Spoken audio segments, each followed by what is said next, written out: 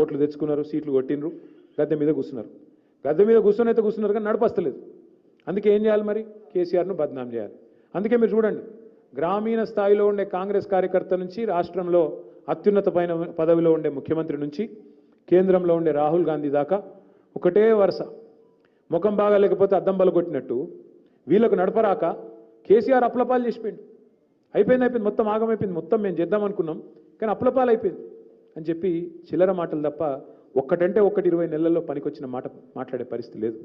మరి ఆ చిల్లర మాటలు మాట్లాడే, అప్పుల మీద తప్పుడు కూతలు కూసే కాంగ్రెస్ పార్టీకి నిన్నగాక మొన్న పార్లమెంట్లో సమాధానం లభించింది. పార్లమెంట్లో స్పష్టంగా కేంద్ర ప్రభుత్వం చెప్పింది, కేసీఆర్ గారి ప్రభుత్వం చేసిన అప్పు మీరిచ్చిపోయిన అప్పుతో సహా కలిపితే 3.5 లక్షల కోట్లు, అది తీసేస్తే కేవలం 2,80,000 కోట్లు మాత్రమే అనే మాట కూడా నిన్నగాక మొన్న కేంద్ర ప్రభుత్వమే సాధికారంగా పార్లమెంట్లో చెప్పింది, బయట చెప్పలేదు. ఈ మాట దయచేసి నేను ఎందుకు చెప్తా ఉన్నా అంటే, ఇవాళ కాంగ్రెస్ పార్టీకి ప్రభుత్వాన్ని నడపడం చేతగాక, ప్రజలకు ఇచ్చిన హామీలు నెరవేర్చడం చేతగాక, ముఖం బాగా లేక అద్దం బలగొట్టినట్టు ఇలా ప్రభుత్వాన్ని నడిపే తెలివి లేక మన నాయకుడిని ఇలా బద్నాం చేసే ప్రయత్నం చేస్తూ ఉన్నారు.